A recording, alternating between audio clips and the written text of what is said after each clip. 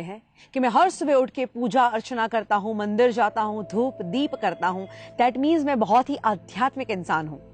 नहीं, आप एक धार्मिक इंसान है, पर आध्यात्मिकता तो धर्म से भी ऊपर आती है।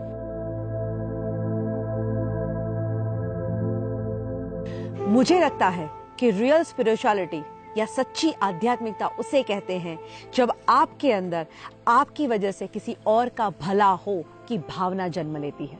अगर आपकी वजह से किसी का अच्छा होता है तो सही में आप एक आध्यात्मिक इंसान बन सकते हैं। मदर टेरेसा एक आध्यात्मिक लेडी थी जिन्होंने अपने बारे में नहीं औरों के बारे में सोचा। एंड ये भावना तो कुदरत ने हर इंसान के अंदर दी है, बस उसे जगाने की जरूरत है। कहते हैं जब आप दूसरों की मदद करते हैं तो ऊपर वाला तुम्हारी मदद करता है। एंड जब आप दूसरों की मदद करते हैं ना, वो आपको रिवॉर्ड करता है। किस चीज से? बेहद खुशी से, बेहद सुकून से। आप याद करिएगा, आपने जीवन में कभी भी निस्वार्थ भावना से किसी की मदद की होगी तो डेफिनेटली दिल को बहुत ही सुकून मिलता है। इसलिए मैं कहती हूं, हमेशा औरों की मदद करना शुरू कर दीजिए, एंड ऑफ कोर्स निस्वार्थ भावना के साथ। कई बार मैं जब मदद करने की बात कहती हूँ तो कई लोगों को ये लगता है कि जब मैं किसी की मदद करता हूँ मतलब मेरे पास से कुछ जाता है। बट रियल डेफिनेशन आप किसी को मदद करने की या हेल्प करने की समझेंगे तो मदद करने से कभी किसी का कुछ नहीं जाता। अरे वही चीज मल्टीप्लाई होके जीवन में वापस आता है। इसी को समझाने के लिए मैं आपको एक स्टोरी सुनाती हूँ। अमेरिका में एक लेडी थी जिसके पास कोई ज्यादा पैसे नहीं थे, हस्बैंड की डेथ हो गई थी, पेंशन के पैसों से जीवन बिता रही थी। तब एक घटना घटी। उसके घर के बाहर एक लड़का आया, दरवाजा खटखटाया। वो देखती है, वो 14-15 साल का एक लड़का जो सेल्समैन था और अपनी प्रोडक्ट्स बेचने के लिए आया था। ये लेडी के पास उतने पैसे नहीं थे तो उसने कह दिया कि देख बेटा, मेरे पास इतने पैसे नहीं है, मैं तुझे गलत उम्मीद नहीं दूंगी, मैं तेरी चीज वस्तुएं खरीद नहीं पाऊंगी, पर 2 मिनट तू मेरे घर में आ।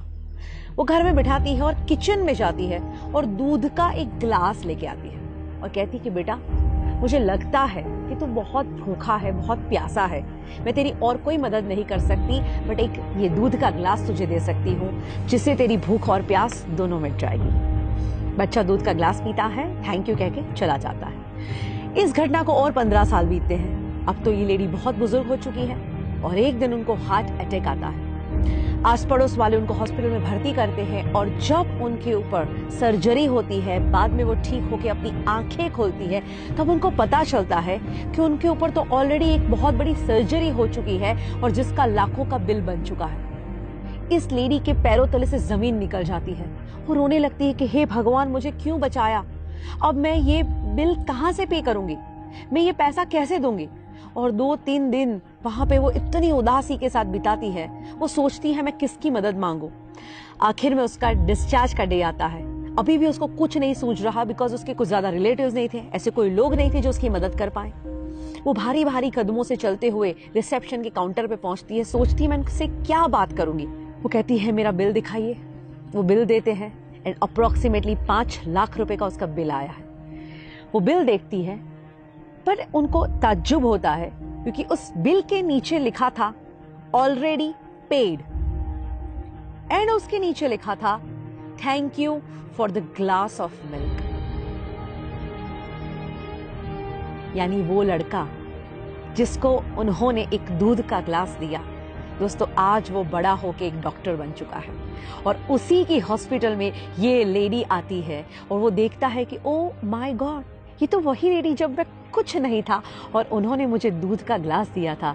आज ये ऋण चुकाने का मौका मिला है, क्यों ना मैं अपना ऋण चुकाऊं, क्यों ना इनका बिल मैं ही भर दूं। इसीलिए तो कहते हैं कि जब आप अच्छे काम करते हैं, दुनिया गोल है, जो अच्छे काम भेजे हैं वो सब लौट के वापस आते ही हैं। बट अच्छी बात क्या है कि कुदरत इतनी मेहरबान है हम पे कि जब हम कुछ छोड़ते हैं उससे कई गुना बढ़ के ये लाइफ में वापस आती है। हम हमेशा पूरी जिंदगी लगे रहते हैं दुनिया को इम्प्रेस करने में, बट अगर सही में इम्प्रेस करना है ना तो उस ऊपर वाले को कीजिए।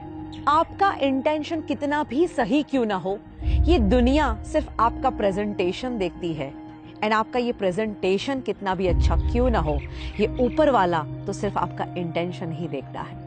तो ये सद्भावना की शुरुआत आज से ही की जाए। मैं तो कहती हूँ दुनिया में खुशियाँ फैलाई जाए, क्योंकि अगर आप औरों के जीवन में खुशियाँ फैलाना भी शुरू करोगे तो वही खुशियाँ मल्टीप्लाई होकर आपके जीवन में वापस आएगी। भगवत गीता में बहुत ही सुंदर कहा गया है कि इस दुनिया में कोई भी इंसान अगर दुखी है तो तुम लंबे समय तक खुश नहीं रह सकते। अगर औरों को खुशियां बांटोगे तो तुम्हारे जीवन में खुशियां अपने आप आएगी। और मैं तो कहती हूँ आज के इस दुनिया में किसी के चेहरे पे स्माइल ले आना वो भी एक बहुत बड़ा आध्यात्मिक काम है। कहते हैं एक उदास चेहरे पे एक प्यारी सी मुस्कुराहट आ जाए और अगर उसकी वजह तुम हो तो समझ लेना इस दुनिया का सबसे धनवान इंसान